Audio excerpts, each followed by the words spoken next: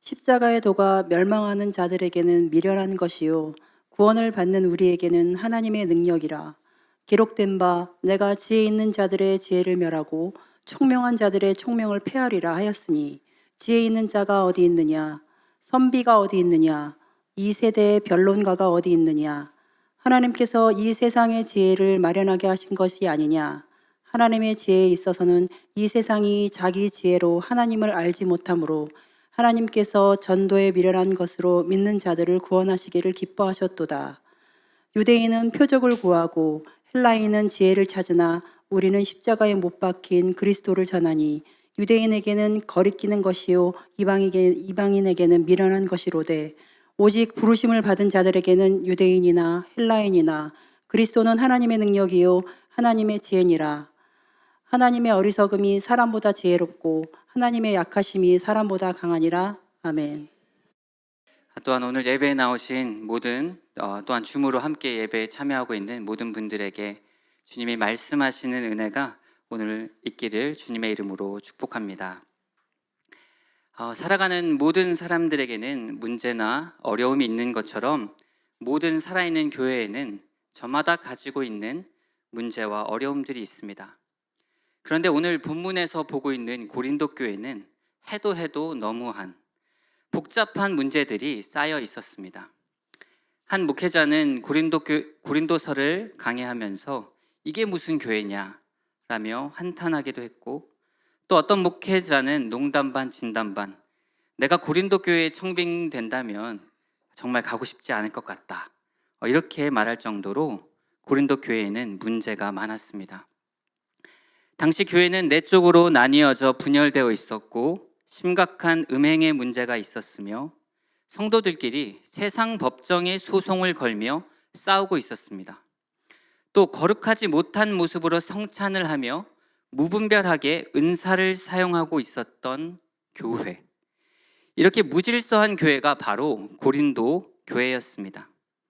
특별히 오늘 고린도전서 1장의 모습을 보면 교회 안에 분쟁이 일어났음을 확인할 수 있습니다. 1장 11절에 이렇게 말씀하고 있죠. 내 형제들아, 글로에의 지편으로 너희에 대한 말이 내게 들리니 곧 너희 가운데 분쟁이 있다는 것이라. 분열은 교회의 가장 큰 적입니다. 사탄이 교회를 무너뜨리기 가장 쉬운 방법이 있다면 교회 공동체를 분열케 하는 것입니다. 말씀을 보니 고린도 교회는 두 쪽으로 나뉜 것도 아니고 교회가 네 쪽으로 나뉘어져서, 나는 우리 교회를 세운 바울을 따라, 나는 언변이 뛰어난 아볼로를 따르지, 무슨 소리야, 예수님의 수제자 게바를 따라야지, 아니야, 다 필요 없고 그리스도를 따라서 살아야지. 사람들은 자기 취향에 맞는 누군가를 선택해서 그 가운데에 서로 분쟁하고 있었습니다. 바울은 그렇게 분열된 교회를 보며 안타까운 마음으로 교회에 대한 해답을 오늘 말씀 가운데 가르쳐 줍니다. 그런데 그 해답이 다소 듣는 이에게는 엉뚱해 보일 수 있었습니다. 왜냐하면 바울이 가졌던 고린도 교회의 문제의 해법은 바로 십자가였기 때문입니다. 어떻게 십자가가 교회가 가진 문제의 해결이 될 수 있을까요? 오늘날 기독교의 가장 중요한 상징이 있다면 십자가일 것입니다. 한 번은 수년 전 이탈리아의 한 기자가 한국을 방문하고 칼럼을 쓰게 되었습니다. 그런데 그 기자가 한국에 와서 가장 인상적인 것이 있었는데, 그것은 밤하늘을 수놓고 있는 빨간 네온 십자가였다고 합니다. 그런데 그 기자가 한국에는 참 많은 교회들이 있구나, 한국의 미래는 밝다, 이렇게 생각하는 것이 아니라 그는 이렇게 말했습니다. 그 십자가는 한국 교회의 무덤을 상징하는 것 같다. 왜 그렇게 보았을까요? 그 기자는 한국 교회의 현 상황을 보면서 교회가 그 기능을 제대로 감당하지 못하고 있다고 생각했던 것입니다. 그러고 보면 십자가는 교회의 종탑 위에도 달려있기도 하지만 무덤 위에도 있습니다. 원래 십자가는 능력이고 생명이지만 그것이 경험되어지지 못할 때에 죽음을 상징하는 표상이 되기도 하는 것입니다. 마치 공동묘지에 있는 십자가들이 이곳엔 죽음들이 있음을 알리는 것처럼 말입니다. 사랑하는 귀한 성도 여러분, 이 사순절의 기간에 주님의 십자가를 온전히 경험하는 저와 모든 주님의 제자교회 성도님들이 되시길 주님의 이름으로 축복합니다. 고린도 지역에는 다양한 인종과 문화적 배경을 가진 사람들이 섞여 살았는데요. 그 중에서도 대표적으로 세 가지 부류의 사람들이 살고 있었습니다. 이 첫 번째로 이곳은 로마 제국의 통치를 받는 지역이었기 때문에 로마 사람이 살고 있었습니다. 두 번째로 헬라 문화가 성행했던 곳이었기 때문에 그리스 헬라인들이 살고 있었죠. 그리고 이스라엘 민족 유대인들이 살고 있었습니다. 그런데 각 민족들마다 자신들의 색깔이 있어서 그들이 추구하는 바가 각기 달랐습니다. 먼저는 유대인입니다. 유대인은 구약을 성경으로 삼고 있는 사람들이죠. 이들은 표적과 기적을 구하는 사람들이었습니다. 종교적인 열심이 있었던 사람들이었고 성경에 예언된 사람, 그리스도를 기다리고 있었습니다. 지금 그들의 처지를 생각해 보면 당연하기도 합니다. 그들은 지금 로마의 통치를 억압 가운데 받고 있었습니다. 그러니 유대인들은 그들을 구원해 줄 그리스도, 구원자를 기다렸던 것입니다. 구약 성경에 기록된 선지자가 우리에게 와서 표적을 보여주고 놀라운 기적으로 나라를 독립해 주기를 원했습니다. 그래서 정말로 유대인들은 예수님이 보여주셨던 표적에 아주 깊은 관심을 가졌습니다. 예수님의 오병이어 기적을 기억해 보세요. 예수님께서 물고기 2마리와 떡 5덩이로 수천 명이 넘는 사람들을 먹이는 모습을 보여주자 그들은 놀라지 않을 수 없었죠. 저분은 우리의 경제 대통령이 될 분이야. 기적으로 가난의 문제를 해결해 주실 수 있는 분이야 생각했던 것입니다. 또한 예수님이 병을 고치시고 죽은 자를 살리시는 모습을 보고 많은 유대인들은 예수님을 따랐습니다. 기적과 표적을 보니 예수님이 자신들이 기다려왔던 그 메시아가 아닐까 생각했습니다. 그들은 기적과 표적을 좋아했던 사람들이었기 때문에 기적을 보이신 예수님에게 관심을 보였던 것입니다. 그런데 이렇게 놀랄 만한 것, 기적과 표적을 좋아하는 유대인들이 싫어하는 것 있었습니다. 바로 십자가입니다. 신명기 21장 23절 하반절은 말합니다. 나무에 달린 자는 하나님께 저주를 받았습니다. 유대인들이 보았을 때 율법적으로 나무에 달렸다는 것, 십자가에 매달린다는 것은 곧 하나님으로부터 저주를 받았다는 것을 의미했습니다. 유대인들에게 있어서 자신들을 구원하려면, 즉 메시아가 되려면 절대 해서는 안 되는 것이 있었습니다. 바로 십자가였습니다. 십자가에 매달려서는 안 됐습니다. 그들에게 예수님이 십자가 지는 것은 곧 예수님이 구원자가 될 수 없음을 의미했습니다. 그런데 우리 주님이 불편하게 자꾸 말씀하시죠. 나는 이방인에게 넘겨지겠고 십자가에 못 박히게 될 것이다. 잘 나가다가 막 기적을 베푸시다가 자꾸 초치는 이야기를 하시는 거예요. 아니, 주님이 잘 되어야 나도 잘 되지. 기적을 더 보이시고 사람들을 끌어모아서 이스라엘 왕위를 차지해야 하는데 무슨 소리 하시는 거야? 심지어 유대인들이었던 예수님의 제자들마저 이러한 예수님의 말씀이 듣기 싫었습니다. 사람은 자기가 듣고 싶은 것만 듣는다고 하죠. 아예 귀를 막고 예수님의 말씀을 그냥 듣지 않습니다. 아니면 베드로처럼 주님, 이 일이 결코 주께 미치지 아니하리이다, 이러한 반응을 하게 됩니다. 유대인들에게 십자가는 오늘 말씀처럼 거리끼는 것일 수밖에 없었습니다. 오늘날 우리가 사는 이 시대에도 유대인과 같은 사람들이 있습니다. 예수님에게 기적만을 바라는 사람입니다. 분명 예수님은 오늘날에도 기적을 일으키시고 능력을 베푸시는 분이십니다. 그런데 그 기적만 바라고 기적의 주인공이신 예수님을 바라보지 못한다면 성도들은 특권의식과 우월감에 사로잡혀 살게 됩니다.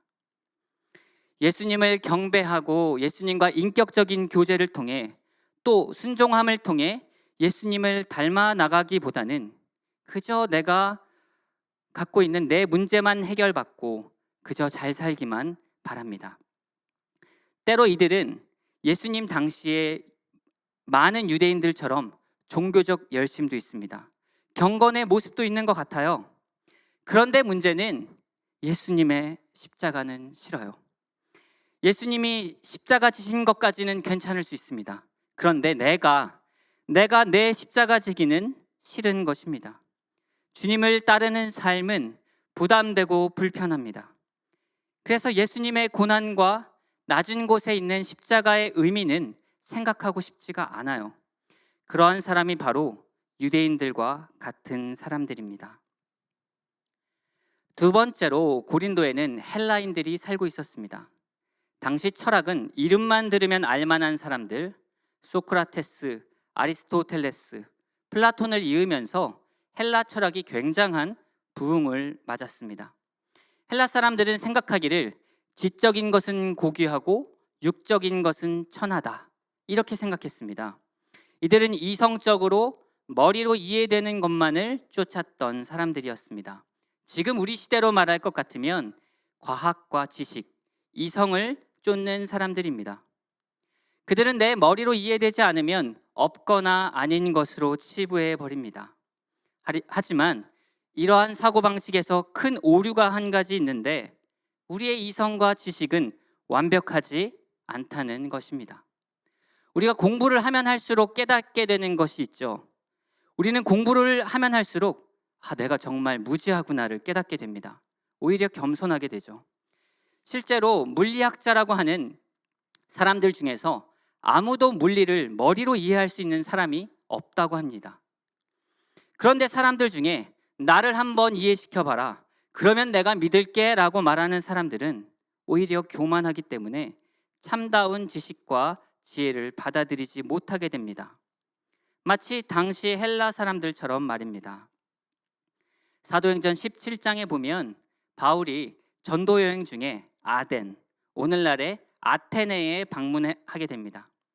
아테네는 헬라 문화와 지식을 사랑하는 사람들이 모여 사는 곳이었습니다. 그런데 바울의 복음 전도가 이곳에서 얼마나 고전하는지 모릅니다. 사도행전 17장 32절과 33절은 이렇게 말합니다. 그들이 죽은 자의 부활을 듣고 어떤 사람은 조롱도 하고 어떤 사람은 이 일에 대하여 내 말을 다시 듣겠다 하니, 이에 바울이 그들 가운데서 떠나매. 바울은 그곳에서 겨우 소수의 개종자들만 얻고서는 아덴을 떠나게 됩니다. 왜냐하면 헬라 사람들은 스스로 지혜롭다는 착각에 빠지고만 그러한 사람들이었기 때문입니다. 그런 사람들에게 예수님의 십자가와 부활은 이해될 수 없는 것이요 미련해 보일 뿐이었습니다. 마지막으로 고린도 지역에 살던 사람들, 로마 사람들이 있습니다. 로마 사람들은 능력을 추구하는 사람들이었습니다. 그들은 세상을 다스리고 통치하는 사람들이었기 때문에 누구보다도 힘의 논리를 잘 알고 있었습니다. 그래서 약한 것은 거들떠 보지도 않고 그저 강한 것, 권력에 기대어서 조금이라도 더 편한 삶을 살고자 했던 사람들입니다. 돈이 많이 도는 지역이었던 이 고린도에서는 돈이 곧 힘이었습니다. 돈이면 많은 부분이 순조롭게 해결된다고 믿었습니다. 돈과 권력을 쫓는 이 로마인 유형에 속하는 사람들이 자주 하는 말은 예수 믿으면 밥이 나오냐? 예수 믿으면 잘 나가냐? 하는 것입니다. 이러한 사람들은 힘을 얻기 위해서라면 불법도 쉽게 일삼고, 힘을 얻기 위해서라면 뇌물도 쉽게 바칩니다. 자기가 가장 강하다고 생각하기 때문에 두려운 것 없이 죄를 짓습니다.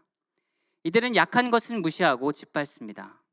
이렇게 힘을 추구하는 사람들에게 예수님의 십자가, 정말 무기력하기 짝이 없는 것입니다. 오늘 편지를 쓰는 이 바울은 누구보다도 당시 사람들의 이러한 생각과 세상 풍조를 잘 알고 있었습니다. 왜냐하면 바울이 그랬거든요. 여러분, 바울이 어떤 사람이었습니까? 바울은 유대인 중에 유대인이었습니다. 바리새파 출신, 이 가말리엘이라는 유명한 랍비의 제자가 바울이었습니다. 그러니 바울이 무엇 추구했겠습니까? 기적과 표적을 추구했던 사람 중에 대표가 바울이었습니다. 또 바울은 헬라 문화를 잘 이해하는 사람이었습니다. 지식을 추구하는 문화에 젖어들었던 사람이 바울이었죠. 때로 그의 높은 지식은 헬라 사람들과 소통을 하고 논쟁을 하는데 조금도 뒤처지지 않았습니다. 그러니 바울도 지혜와 지식을 숭상했던 사람이었습니다. 어디 그뿐입니까? 바울은 로마 시민권을 가지고 있었습니다. 파워, 권력이 가진 것이 어떠한 유익이 있는지 그 누구보다 잘 알았던 사람이 바울이었습니다. 그런데 그가 십자가에 예수님을 만났습니다. 그리고 오늘 그리스도인이 되었지만 여전히 유대인들처럼, 여전히 헬라 사람들처럼, 여전히 로마 사람들처럼 세상 가치에 여전히 찌들어서 살며 자기가 추구하는 지도자의 모형을 바울과 아볼로와 베드로와 심지어 예수님에게 입혀서 분열되어 살아가는 사람들에게 이렇게 말합니다. 23절 말씀입니다. 우리는 십자가에 못 박힌 그리스도를 전한다. 이거 완전 반전 아닙니까? 십자가는 유대인들에게 저주이고 헬라인에게는 지혜가 없고 로마인들에게는 능력 없는 것으로 여겨지는데 우리는 그 십자가에 못 박힌 그리스도를 전한다 외치게 됩니다. 바울은 평생 가짜를 살다가 다메섹 길에서 진짜를 만났습니다. 그래서 오늘 이렇게 말하는 것이죠. 그거 내가 다 해봤어. 나 표적 구해봤어. 기적을 추구하기도 해봤어. 지혜와 지식을 사랑하고 이해되는 것만 추구하기도 했었어. 세상의 능력, 돈, 권력 그거 바라보며 따라가기도 해봤어. 그런데 그거 다 부질없더라 말씀하는 것입니다. 유대인은 표적을 구하고 헬라인은 지혜를 찾으나 우리는 십자가에 못 박힌 그리스도를 전한다. 십자가가 최고야. 십자가면 충분해. 이렇게 말하는 것입니다. 그래서 바울은 고린도전서 2장 2절에 이렇게 말씀합니다. 내가 너희 중에서 예수 그리스도와 그가 십자가에 못 박힌 것 외에는 아무것도 알지 않기로 작정하였습니다. 이제 나는 예수와 십자가 외에 아무것도 알지 않기로 작정했다. 십자가가 내 최고의 지혜이고 지식이야. 이렇게 말씀하는 것이죠. 또 바울은 갈라디아서 6장 14절에 이렇게 말씀합니다. 그러나 내게는 우리 주 예수 그리스도의 십자가 외에 결코 자랑할 것이 없으니 우리 주 예수 그리스도의 십자가 외에 결코 자랑할 것이 없으니 그리스도로 말미암아 세상이 나를 대하여 십자가에 못 박히고 내가 또한 세상에 대하여 그러하니라. 내가 이전에 기적, 능력, 지혜 바라봤었는데 그런 것 자랑되지 못하더라. 십자가만 자랑되더라 한 것입니다. 예수님을 몰랐을 땐 예수가 또 십자가가 저주의 대상이었습니다. 무지함이었고 연약함이었고 심판의 자리였는데 이제 예수님을 알고 나서는 내 유일한 자랑 되더라 라고 말하게 된 것입니다. 여러분 왜 그렇죠? 왜 십자가만 자랑할 수밖에 없는 것이죠? 십자가는 구원을 얻는 우리에게는 하나님의 능력이 되기 때문입니다. 능력인데 누구의 능력입니까? 하나님의 능력입니다. 바울은 그것을 경험하여서 알았습니다. 그렇습니다. 십자가는 기적 중에 기적입니다. 능력 중에 능력이고 지혜 중에 지혜인 줄 믿으시기 바랍니다. 십자가 위에서는 도무지 용서받을 수 없었던 반역죄인들, 하나님의 원수들이 하나님께 용서를 받습니다. 지옥 백성 될 수밖에 없었던 저와 여러분들이 예수님의 십자가 통과하면 천국 백성이 됩니다. 저와 여러분이 십자가를 지나가면 우리 하나님 아버지를 만날 수 있게 됩니다. 세상 이러한 기적이 어디 있겠습니까? 만약 십자가 외에 아버지께 나아가는 다른 방법이 있었다면 우리 예수님 그것 하셨을 것입니다. 그러나 예수님에게는 십자가 외에는 방법이 없었습니다. 십자가 외에는 우리의 이 더럽고 흉악한 죄, 교만하고 이기적인 마음, 미워하는 마음, 하나님을 마음에 두기 싫어하는 죄, 이것을 용서할 수 있는 다른 기적은 십자가 외에는 없었던 것입니다. 여러분, 십자가보다 지혜로운 지혜가 있을까요? 로마서 11장 33절은 말합니다. 깊도다 하나님의 지혜와 지식의 풍성하며 그의 판단은 헤아리지 못할 것이며 그의 길은 찾지 못할 것이로다. 십자가는 헬라인들이 말했던 것처럼 지혜롭지 못한 것이 아니었습니다. 그들이 가진 세상 지혜로는 하나님을 찾을 수 없었습니다. 그러나 하나님께서는 우리에겐 미련해 보이는 그 십자가를 통해서 하나님께 나아가는 길을 열어놓으신 줄을 믿으시기 바랍니다. 또 십자가보다 더 능력 있는 것이 있을까요? 십자가가 얼마나 능력 있냐면 십자가는 우리로 하여금 하나님의 말씀을 지켜 행하게 합니다. 그래서 우리가 이 땅에서도 하나님의 나라를 맛보며 살아갈 수 있게 하는 것이 이 십자가의 능력입니다. 이보다 더 큰 능력이 무엇입니까? 히브리서 9장 13절 14절 말씀을 이 시간 함께 읽어보겠습니다. 시작. 염소와 황소의 피와 및 암송아지의 죄를 부정한 자의 부려 정결하게 하여 거룩하게 하거든 하물며 영하신 성령으로 말미암아 흠없는 자기를 하나님께 드린 그리스도의 피가 어찌 너의 양심을 죽은 행실에서 깨끗하게 하고 살아계신 하나님을 섬기게 하지 못하겠느냐. 아멘. 아멘이죠. 예수의 피는 우리를 죽은 행실에서 깨끗하게 하고 살아계신 하나님을 섬기게 하는 능력이 있는 것입니다. 답없는 인간의 악한 모습에 세상 누구도 이렇다 할 대안을 제시하지 못했습니다. 그러나 하나님은 십자가라는 답을 제시하셨습니다. 십자가를 경험한 사람은 예수님의 말씀을 어려워서 지키지 못하겠다 핑계대지 않습니다. 십자가는 예수님의 말씀에 언제나 아멘 하도록 이끌어줍니다. 우리가 십자가에서 주와 함께 죽었기 때문에 순종하지 못할 일은 없는 것입니다. 이것이 십자가의 능력입니다. 십자가는 지혜 중에 지혜이고 능력 중에 능력이고 표적 중에 표적입니다. 그래서 예수님은 표적을 구하는 유대인들에게 내가 너희들에게 보여줄 표적은 선지자 요나의 표적밖에 십자가의 표적밖에 없다 하신 것입니다. 그러면 누가 이 십자가 바라볼 수 있을까요? 누가 이 십자가의 능력과 지혜와 기적을 경험할 수 있겠습니까?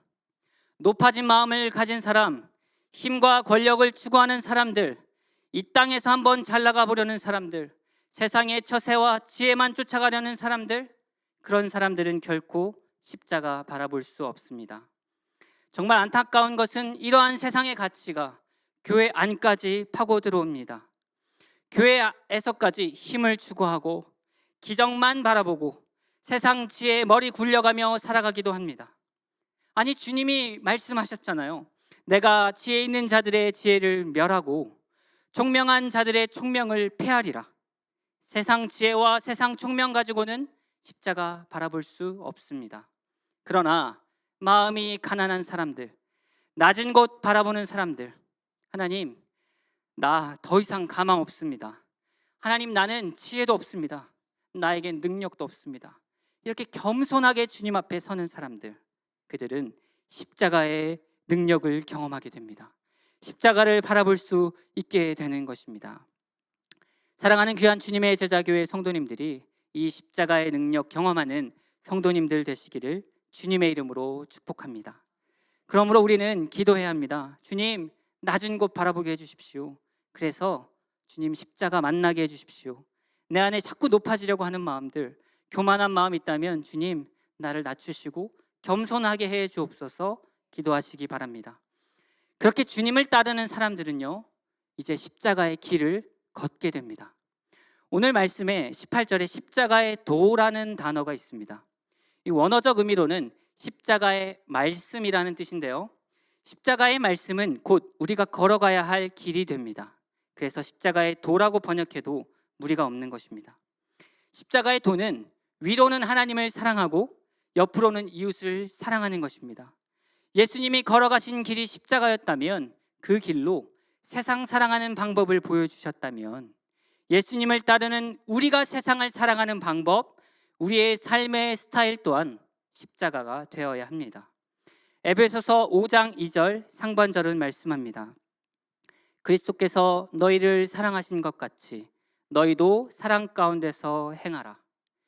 그리스도께서 너희를 사랑하신 것 무엇입니까? 십자가입니다. 너희도 사랑 가운데서 행하라. 무엇입니까? 십자가입니다. 예수님이 보여주신 사랑이 십자가, 우리가 행해야 할 사랑도 십자가인 것입니다. 초기 기독교인들에게는 별명이 있었습니다. 그것은 그 도를 따르는 사람들이었습니다. 짐 월리스라는 목사님은 그의 책 회심에서 다음과 같은 내용을 소개합니다. 예수님을 믿지 않았던 한 사람이 로마 황제에게 그리스도인을 묘사하여 보고했는데 다음과 같이 말했다고 합니다. 이들은 서로 사랑합니다.